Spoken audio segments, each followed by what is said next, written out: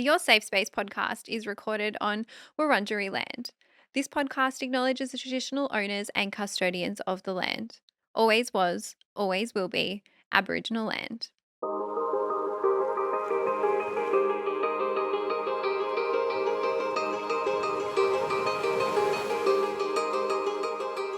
Welcome to Your Safe Space, the podcast. I'm your host, Adele Marie, and this podcast is here for you. It is a safe space for us to catch up each week to discuss anything and everything. And on today's show, we are talking all about main character energy and romanticizing your life. Happy Sunday. Thank you so much for coming back. At the day of recording this, it's Tuesday, and I'm already having a ringer of a week, guys, and I'll get to that in a second. But I hope that if you are having a bit of a rough week, that you are feeling a little bit better knowing that tomorrow is a new week and we can try to start again and we can try to have a better one. I'm thinking of you, sending you so much love and all my hugs. I'm also in a frilly sleeve top today. And when I walked in the studio, Derek was like, "What's going on with your sleeves?" And I'm realizing while I'm scrolling on the computer, it's getting in the way. So if you see me being awkward on the camera today, it's the top. We blame the top. I thought it'd be cute, but I'm not sure how I feel about it. Anyway, as usual, you know how we start our Sunday episodes. We usually do the highlight, gratitude, and struggle. I'm also starting to pick a favorite post from the Facebook group as well because I love seeing you guys interact and engage. And I do have one from this week too. And the little shout out goes to Katie. Now, Katie posted in the group literally yesterday. She went to her first concert by herself. She went to see Lizzo. I don't know how many other people in the Your Safe Space community went to see Lizzo, but if you did go and see Lizzo, I hope you had a great time. And Katie, I just want to say I'm so proud of you. It takes a lot of courage to go to a concert like that. And I think concerts are like really up there with like the out there stuff you can do, up there with like solo travel, right? But to dip your toes in and dive, or not even dip your toes in, you're diving straight in. I'm super proud of you. And I'm so happy that you shared it with us. Reading that thread made me so happy. And also, thank you to the rest of the group because you guys got around Katie, and even just seeing that makes my heart so happy and full. So thank you guys from the bottom of my heart. And now I'm going to get into highlights, gratitudes, and struggles. As always, we're going to start with the struggle because we get the bad out of the way first. We can finish on a high. And I am very much in the thick of my struggle right now. I think I'm still in a bit of shock, and Franklin, my little baby, my little sausage dog, is not super well at the moment. He's had a little bit of a health scare yesterday. We went to the vet for a routine checkup, and yeah, it ended in me crying in the vet and the vet telling me that she believes he has early stages of IVDD, which is a degenerative disc disease, very common in sausage dogs. And I think any pet owner can relate. It doesn't really matter what it is, but if your pet is unwell or sick or in pain, it kills you. And yeah, we've got another appointment on Thursday. I'm just trying to like hold on and get to Thursday, and I'll give you guys an update next week with the treatment plan and what we're going to do. The good thing is I've got a good vet on my side. I've got pet insurance. I was prepared for this. I think if you're a sausage dog owner, you should know about IVDD. It is a huge risk. It's very common in dashies. It's as common as 1 in 4 dachshunds. And this was probably one of my biggest fears. I'm not going to lie about that. So having it told to me at the vet, my world just like shattered into a million pieces. But I'm holding it together. But that is my struggle. It's definitely taken priority. My mental health was already struggling a little bit. This now has given me something else to focus on. I'm trying to stay strong for him. But yeah, not ideal, guys, not ideal. And so my highlight and gratitude is one, because yesterday, before the vet appointment, I had therapy and I squeezed in a last minute session before Europe. Not only am I going to Europe in, I think like 17 days, but my psychologist went to Europe today, and she does not listen to this podcast, I don't think, but I hope she has a good time. And so she squeezed me in for one last appointment, and I really just needed it. However, I wish I had the appointment after the vet appointment because I had therapy at 1 and then I had the vet at 3, and I was a mess after the vet appointment. And so really grateful that I had that psychologist appointment. And then I'm also really grateful that I have pet insurance as well. And I don't know if anyone listening sees Franklin and thinks, "Oh my God, I want a dachshund so badly." And I know some of you say that you're going to get one or ask me questions about getting one, but you really have to assess the risks and weigh out what you're comfortable with. And you must get pet insurance. I cannot stress that to you enough, because treatment for something like that can be very expensive.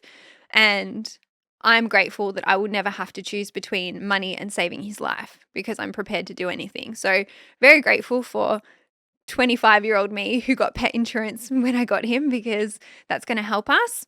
And just grateful that I saw my psychologist, because that probably gave me a bit of a mental boost yesterday. But guys, we're going to get into the show. I'm very happy to do this one. I'm actually excited and keen for a bit of a distraction from thinking about the vet and thinking about Thursday, okay? So bear with me, but I cannot believe that it's taken me so long to do it, because I feel like I really do try to embody the whole main character energy, romanticize your life vibe. And I love sitting in this mindset. The other thing is, with most stuff that we discuss on this podcast, I always say they're tools in the toolkit, right? And this is a mindset that you can build or tap into or strengthen. And I want to get right into it. Now, some of you listening to this might be like, what the hell are you talking about? Some of you may have seen it on social media. Main character energy was definitely trending, I think last year, I'm going to say. Yeah. But I think that I've been doing this for a long time. And what I believe main character energy is that it is essentially just being your own hype person, okay? It is cheering for yourself, it is backing yourself, it is trusting yourself, it is validating yourself, and it is being able to take bold action and having agency over yourself and your life, really putting yourself first. I also think it goes hand in hand with romanticizing your life. And for me, all romanticizing your life is gratitude and mindfulness, which I think are beautiful things to learn how to practice and beautiful things to dip into. It is also about finding joy in the mundane things, appreciating those like little moments of joy or beauty or pockets of happiness in your day that you can just hold on to for an extra moment or an extra minute to sit in that gratitude. And obviously, like all episodes, I like to give you a bit of a definition. So according to the internet, main character energy refers to someone who lives as though they're the main character of a film or a novel, usually in a way that is apparent to others. And I understand that as well. I think that's more of a literal definition, but I really feel like it's more about the energy and the mindset behind it. Now, I also like to give you both sides of the coin. So in my research for this episode, I found that there were some other takes on the main character energy vibe. And some people think it's about seeking validation, seeking attention, sometimes being narcissistic or selfish. And as I always say with everything, it is a spectrum. So obviously on one end, if you've got people or things pushing it to the extreme, I think you can maybe have some of that be true. Obviously, we try to aim for that middle point where we're achieving like a healthy balance. And I think it's more about that internal mindset shift and that internal energy. And I don't think that it's a bad thing or a negative thing to ever tap into gratitude or mindfulness or that self-assurance.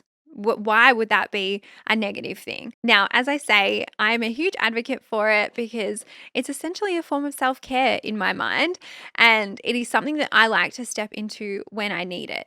It is also about knowing that you are always the main character in your own story, but everyone else is also the main character in their story as well. And so you can coexist with others while being in your main character moment, and they can also be in their main character moment.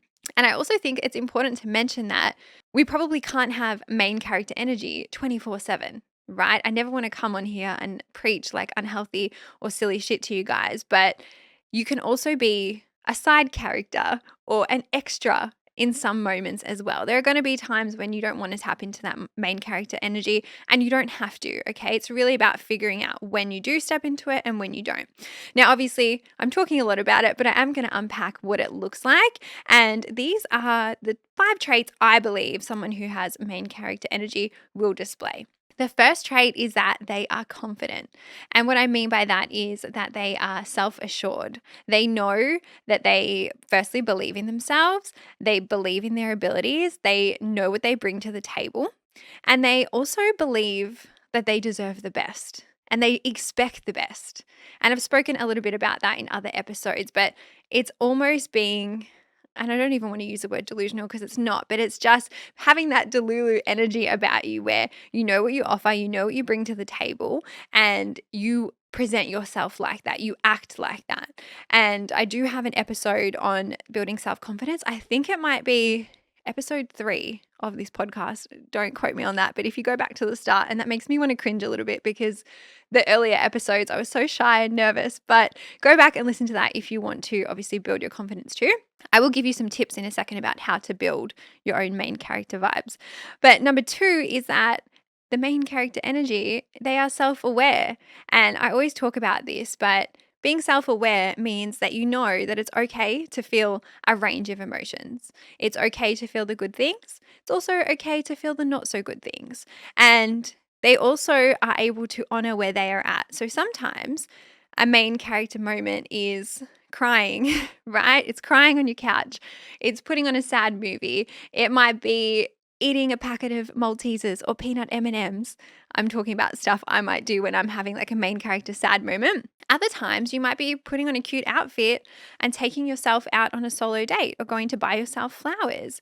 You know what you need and you know how to give it to yourself in those moments. Number 3 is that they are compassionate and kind to themselves, because main character energy doesn't let you talk to yourself like shit. Main character energy doesn't compare. It also means that you don't speak to yourself negatively or speak to yourself poorly. It means that you treat yourself gently and that you're also able to celebrate your wins and embrace the things that make you you. The other point on this is that they really do embrace their uniqueness and just their individuality, which I think is so important because that means that you're not afraid to be yourself or not afraid to be different, and essentially is just like total acceptance of who they are. Number 4 is they are fearless. Again, maybe you want to tap into that delusional energy, but they make educated decisions about what they want to do, but they are not afraid to put themselves out there. You know that saying, it's like, do it for the plot? I always see that all over social media. That really is embodying that. And I also believe that they've got a growth mindset, which I've done an episode on as well. I can't remember the number of that one though. Number 5, as I've mentioned through a few of the other points, is that delusional energy. And I know sometimes it's hard to tap into that, but it's almost like that secret magic, right? It is that ultimate belief that you can have whatever you want, that you deserve the absolute best, and that everything is always working out in your favor, even when it doesn't necessarily feel like it, or even when shit might be hitting the fan, right? And I think even with my mindset this week, like, I'm obviously assuming the worst in some areas, but I'm telling myself at the end of the day that like this is going to be okay. And like if it's going to happen to anyone, it can happen to me, but I'm going to handle it in the best possible way. So really tapping into that energy. And I don't even know if delusional is the right word, because I don't think delusional, I don't know if it has a good connotation, but it's really just that belief fully backing yourself. Now, obviously, if you feel like you're listening to this and you feel like you don't have main character energy, I'm here to tell you we all do.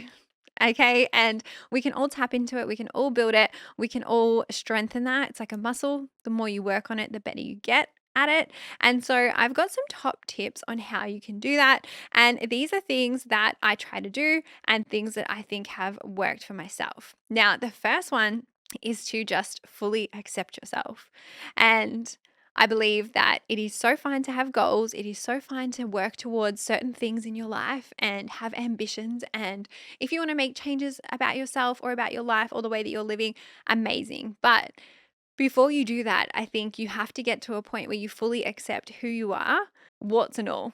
Okay. And there's this quote that I live by, and it is, no one is you, and that is your power. And it is absolutely embodying that, because at the end of the day, we are all so individual and also different. We're humans, and none of us are made identically, and even identical twins, like you're still different in your core and on the inside. And so realizing that you literally are enough just as you are and accepting yourself fully. I think if you come from that place from the beginning, it's a much stronger like backbone and foundation to start from. Number 2 is to get comfortable in your own company. And I'm pretty sure I've got an episode about this as well. Go back and listen to that one. But this is really reinvesting and just focusing on your own energy. And I always feel not sad, but I always feel shocked when people are either shocked that like I would do something by myself or shocked that I'd take myself on a solo date. Or they say to me like, how do you have fun by yourself? Or how are you okay to do that? And I think, well, being okay in your own company is such a gift, and we should learn how to do that, and we should learn how to be okay with that. Obviously, balance, because I always say we need human interaction, we need human connection. We can't go on and live without that, but you should be able to be okay in your own company. Obviously, there are big ways that you can do that, small ways that you can do that, but it is really embracing that alone time and just sitting with yourself. I know it can be daunting, especially if you haven't done that in the past, but learning to love your own company like that is priceless. And I think to myself, obviously, the relationship that you have with yourself is the only one that you're going to have forever. Why wouldn't you want to make that a good one? Why wouldn't you want to make that a special one? Number three is stop playing small. And this goes to, I think, self sabotage and doubting yourself and limiting beliefs. And I know for some of us that might come a little bit more naturally than others. I think, especially if you are someone who struggles with like that negative self talk and things like that, you can probably relate to that. But the antidote to that is recognizing your worth and recognizing there are those moments that you're going to have in life where you have an urge to do something, or you can put your hand up for a job. I'm not sure. You might ask for what you want in a relationship setting, or ask for what you want in a work setting, or in a friendship, or in whatever area or aspect of your life. It is not being scared to take that action, to take that risk, and to put yourself out of your comfort zone. I think sometimes our biggest drawback is that little voice in our head that holds us back. And when you are trying to embrace that like main character energy, to silence that, you just have to take that action, even if it's messy, even if you have no idea what you're doing, even if you have to fake it till you make it or wing it a little bit. Again, that is really embracing that main character energy. Obviously, what I think when I do things like that is, I don't know, I just tell myself I'll figure it out, right? And I think even if I go back to starting a YouTube channel, starting the podcast, I had no idea what I was doing. I still low key have no idea what I'm doing. And most people, I think, would tell you that they also have no idea what they're doing. They're just kind of winging it. But it's not being afraid to put yourself out of your comfort zone. Number four is to start being your own hype person. And I know this is kind of related to the last point, but it is so important to cheer for yourself. And I know, again, it can be challenging if it doesn't come naturally, but there are things that you can do to start to build this habit. And I personally love affirmations and quotes. And I think it's almost like a little hack for our brain, right? Especially if you are someone who defaults to like negative thoughts or negative thinking patterns, to start to rewire that and to change the narrative that you're telling yourself. And a little hack that I like to do is obviously using affirmations. You can either set them as a timer on your phone, write them down while you're journaling, or there are apps that you can get that send you little affirmations throughout the day. And I can't even tell you, it's just like this little burst of confidence and self-love, and can be a really nice way to dip your toes in and start to become that cheerleader and hype person for yourself. Number five is to advocate for yourself. And this is a mix of a lot of things, right? It's holding your own boundaries, it is standing up for what you want, speaking your truth, saying no. It is knowing it's okay to voice your needs because your needs matter and what you want matters and what you want is important. And it is also celebrating your wins. I think this is one thing that is so easy to do, but so many people don't do it, no matter how small. I think we sometimes forget to give ourselves that grace to celebrate those little wins. And I think progress, no matter how big or small, still should be celebrated, because it's just a reminder that you're doing well, and it reinforces that trust and that validation for yourself, and it helps you build that validation towards yourself. It is also knowing that you are human and you are always doing your best. And I think there's like this overarching kind of theme in my own therapy appointments with my psychologist, where it always just comes back to like me doing my best, and that I'm just a human trying my best. And it's sweet when I look at it with that compassion and kindness. And so just advocating for yourself and really having your own back, which leads us to number six, which is back yourself. And it is knowing that you've got this. It is knowing that you've made it through some really difficult things in the past. And if you have and you're still here listening to this podcast, then I'm super proud of you. And it's knowing that you'll be okay, even if it doesn't feel like it, even if you can't see that light at the end of the tunnel right now, it's definitely there. I'm here to remind you, don't lose hope. Definitely don't give up. One thought or saying that I tell myself is like, this will pass. I know it will pass. It always has. It always does. And it's important to know that a person with main character energy isn't happy 24/7. They know that it's okay, that there are going to be times where sometimes you're down, or sometimes you're feeling sad, or sometimes you're feeling disappointed or angry or annoyed, whatever. There's a whole range of emotions that exist. But a main character energy person understands that life is experiencing all of it, the ups and the downs, and not just trying to be this happy, positive person all the time, but knowing that when shit's rough, that they're going to be okay.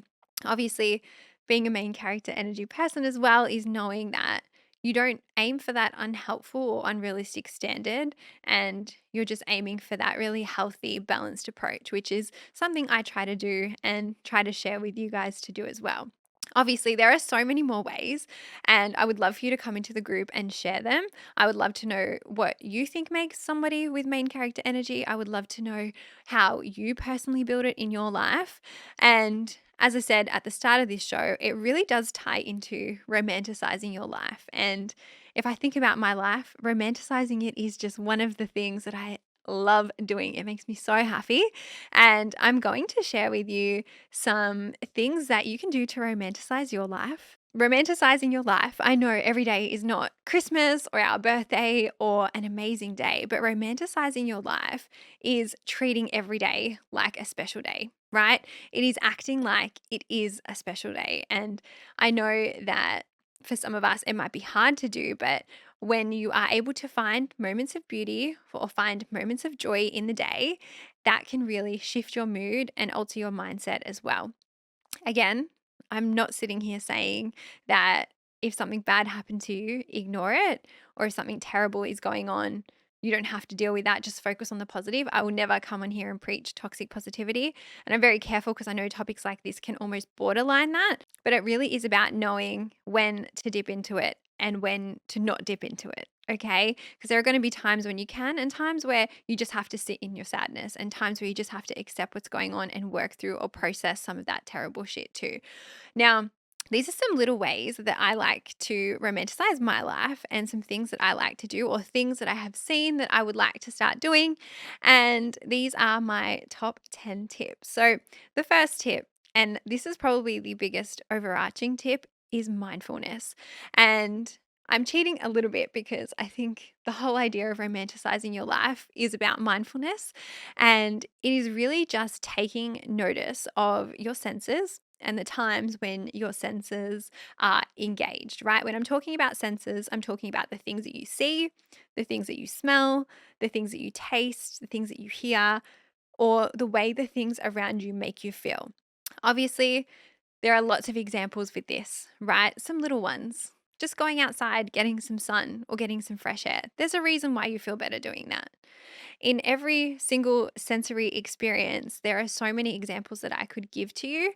Something as small as your next meal that you're eating, just appreciating how good it tastes, or appreciating your morning coffee out of your cute cup. Like, that's something I do every single day. And I look forward to my morning coffee like you wouldn't believe. When I don't have it, I actually feel sad, not just because I love the coffee, but it's a little bit of a 3 to 5 minute mindfulness moment for me because I'm drinking out of my cute mug, the one with like the little love hearts on it.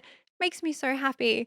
And I just sip it and I think to myself, this is so amazing. Like, I'm having a little main character moment, but it really is just about mindfulness. It is being present in the moment. It is really indulging in your senses. And the other thing as well is not rushing when you're doing things like this, but I'll get to that point in a second. Number 2 is music. And again, this is related to the sense of hearing. And music can have such an impact on your mood and can help you romanticize your life in so many different ways. One thing I like to do is having different music for different moods. So I'm very lucky my gym plays some like very heavy like gym music. I don't usually wear headphones when I train, but that music is just for when I'm in the gym, right? Sometimes I might need to listen to it on the way to the gym, but there's other playlists for when I'm just driving around on a long drive, or maybe I'm feeling sad and I want to cry. It is okay to put on a sad song to kind of bring that emotion up and out. And I think a really good activity is for you to just take note the next time you're listening to a song and really feeling it and listening to it. See how it makes your body feel. See what songs bring you down. See what songs lift you up. And then try to create a main character playlist or a romanticizing your life playlist. Music is so powerful. And I think that also goes hand in hand with dancing. I have to be honest, I haven't done too many happy dances recently. I should probably get back into it because they actually do make you feel so much better. And I'm not talking about choreographing a 30-minute dance routine every day or dancing to all the TikTok trends. I'm literally just talking about a couple minutes, moving your body, dancing around. You can do it maybe while you're brushing your teeth or maybe while you're getting ready for the day. Something really small to just lift your mood and lift your vibe. Number 3 is creativity. And this can be literally anything as well. And I obviously recommend always finding things that feel good to you and finding things that work for you. But some examples I'll give you are art. Maybe you're making something. Maybe you're painting something. Maybe it's food. Maybe you're baking something or making something. Maybe it's even a good book. Maybe it is something to take you out of like your mind almost and take you into like a different world and lets you go on a bit of a journey and express your emotions. Very recently, and I actually bought my own paint by numbers ages ago. I haven't touched it, but very recently I went to my friend Madison's house and she had set up a girls' paint night for myself, her, and our other friend Em.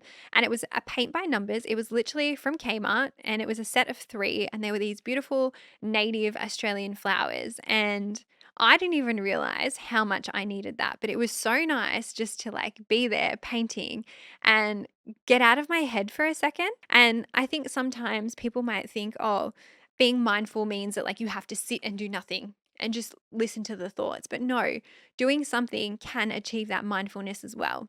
Obviously, doing different things is going to achieve a different level of mindfulness. I think if you look at doing a paint by numbers or reading a book, and maybe comparing that to some other not so good ways like scrolling on the internet or numbing yourself with other forms of coping mechanisms, you'll be able to see the difference. But I'm here to recommend paint by numbers, and I'm going to start my paint by numbers hopefully in the coming couple of weeks before I head off to Europe. Number 4 is journaling. And this is a very physical way to practice mindfulness. You guys know I advocate for journaling quite heavily. I love it. It changed my life. It's the best thing ever. And I still need to do an episode on journaling. Actually, I just realized I don't think I've done one.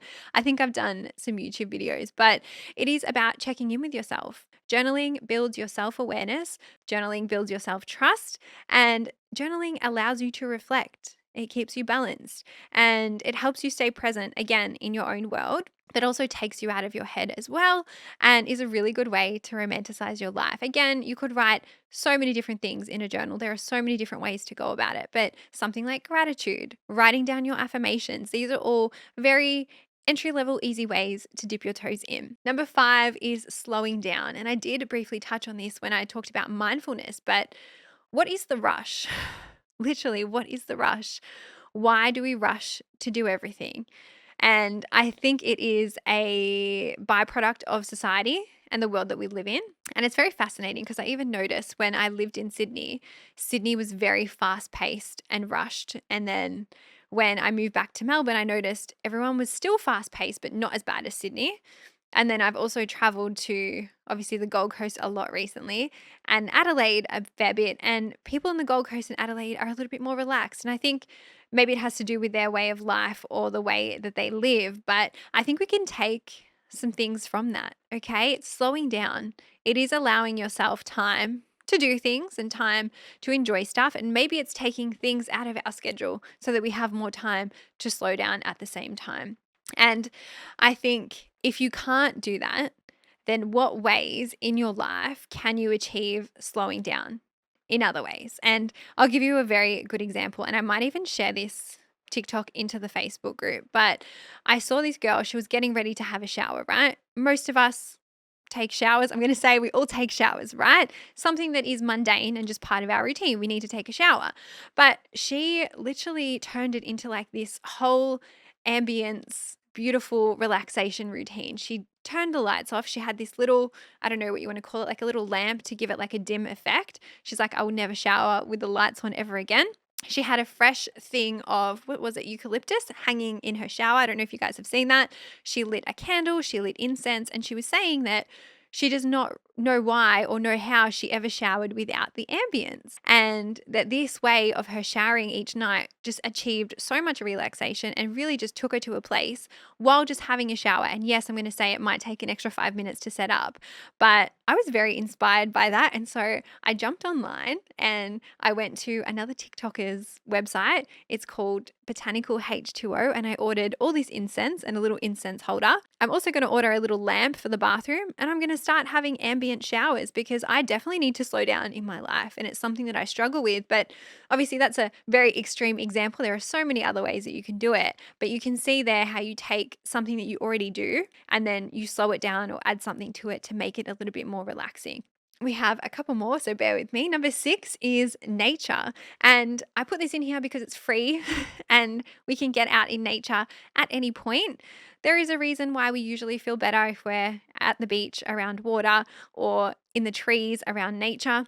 And really, it is noticing the beauty around you and noticing maybe it's the cute ducks on your walk, or maybe it's the sweet magpies that follow you on your walk. I'm talking about things that I notice when I'm going out for my walks. But there are so many little things that we can just take note of or just appreciate. And I think it's so fascinating, like even the seasons. I think in autumn, you've got everything falling, the trees are losing their leaves. It's winter at the moment. So the first thing I'm noticing when I walk outside is like the steam coming out of my mouth or like the little ice particles on the grass.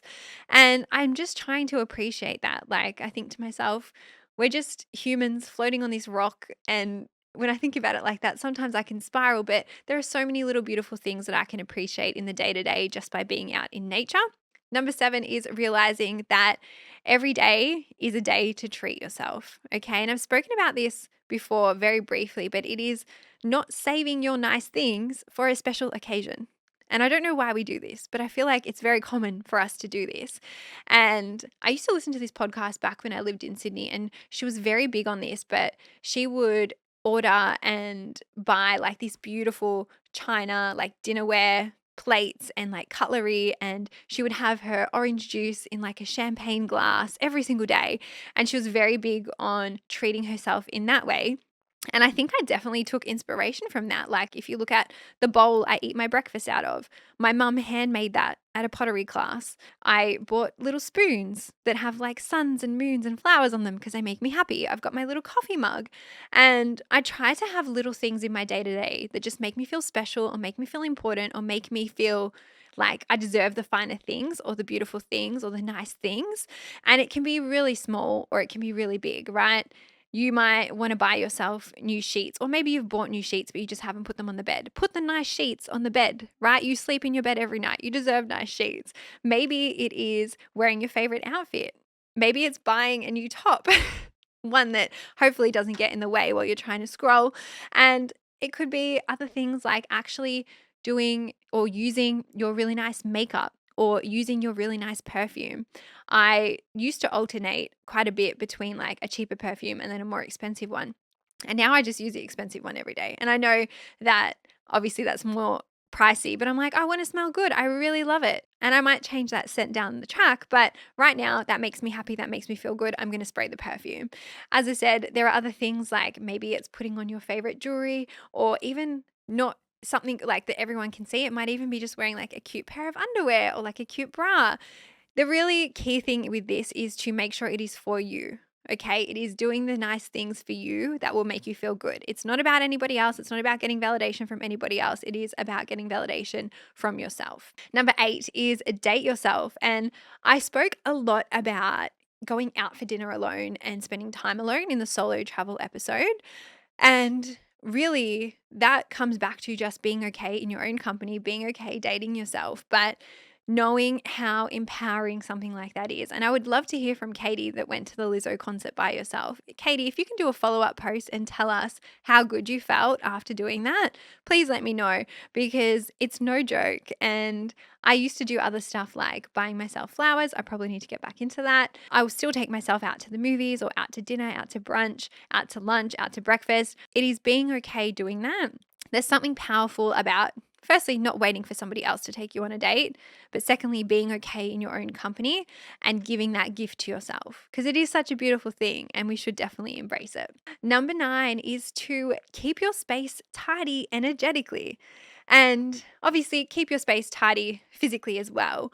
But it's really important to identify what brings you joy or what makes you happy and then put that into your space. Now, I don't know what space you want to do this in. It can be your room, your desk, your car, your whole house, your apartment, wherever you're living. For me, I really think it's more about my room and my desk, but every single thing in there has some meaning to it. It's a bit like that. Does this spark joy before you buy something, right? Or before you put something in there? Every little thing in there has a purpose or has meaning. And my room is such a safe space for me. So I can sit in there and I can just feel calm and happy and safe and peaceful. Again, maybe it's getting some candles. Maybe it's getting some incense. Maybe it's a playlist. How can you indulge those senses as well? But also physically or energetically, how can you tidy that up to make yourself feel better and romanticize that part of your life? Then number 10 is starting small. And I was going to say this at the start. I never want you to be overwhelmed while listening to this podcast. And I know I'm giving you a lot of tips and tricks, but just picking one thing if you're feeling overwhelmed is the best way to start. Or currently looking at your life right now where you already have things that you do that might be a little bit mundane, that might be a little bit like, okay, I'm just doing it because I have to, and seeing if you can add to that or seeing if you can make that a little bit better. Very similar to the shower, or maybe you commute a long way to work every day. How can you make your commute a little bit better? Can you put on a podcast? Are you listening to your safe space? I hope that you are. Maybe it's having a playlist for your commute. Obviously, everyone's lives are so individual. I don't know what you've got going on, but having a look at that and seeing if there are any little ways that you can then make those changes and obviously start to shift your mood or your vibe. As I always say, small steps in the right direction will get you there. And it's better to take small steps and trying to do every single thing I've mentioned on this episode and try to sit in that energy 24/7. Again, I really just want it to be balanced and I hope you guys can hear that. I did also ask you guys for your top ways to step into main character energy. And I said, please tell me. I want to put it into the episode this morning and you guys delivered. I love some of these and it makes me so happy to hear that you guys are also already doing this. But you can take inspo from each other, and I will also put up a post for this episode once it's out so that we can come and write any other ones that we can think of. But I love this one so much. Listening to my favorite song and dancing while cooking breakfast. Huge vibe, and very similar to the last point in the tips on romanticizing your life. This person is going to make breakfast, right? How easy is it just to pop on a song and dance while you're doing that? You're already doing something. You're already doing the action. How do you then make that better? And that's a perfect example. This one I also love doing myself, but this person said music and scream singing. And the energetic release that you get from that is so good. I'm in my Taylor Swift era right now. So I've been just like listening to all of her songs on repeat and scream singing in the car. I feel sorry for anyone that's like driving past me. We also have someone spending time by themselves.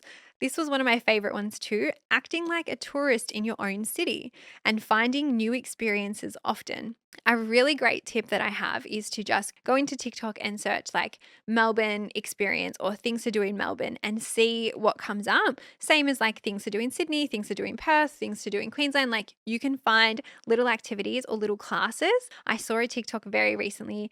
This girl went to do a jewelry making class with one of her friends and they like feed you at the same time. And then she literally made like a necklace and an earring, like a set of earrings. And it was just so cute. I've also done obviously other classes as well. I've made those little, what do you call it? Mosaic candle holders. I've done paint and sip. There's this tufting class. I don't know if anyone's heard of it, but tufting is like those fluffy rugs.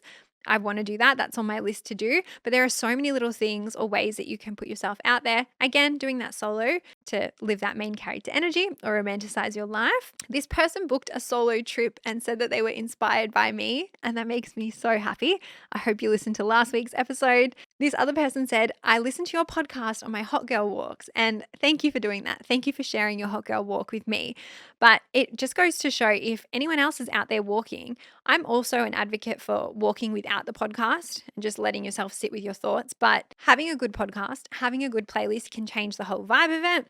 This one made me smile so much. I listen to a playlist while I run errands and I pretend I'm in a movie, and then they put a laughing face. And don't laugh because this is legit. It makes me think of like when I was a kid and you're in the back seat and like there's this like really aesthetic song playing and you're like looking out the window and you're pretending you're in a video clip. That's the vibe, right? And I think something like running errands can be super boring and a little bit mundane, but putting on a playlist can completely shift and change that vibe.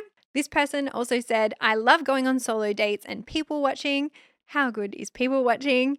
And then lastly, we have saying no and not feeling guilty about it. I stick up for myself and I speak about what I need to. And I think that is a beautiful way to wrap the show. And as I said, I'm so sure that there's many more that I've missed. If I have, come into the group and please let me know what you guys think about this episode. We are going to wrap the show here. If you enjoyed it, please share it on your story. Please share it with somebody that you love.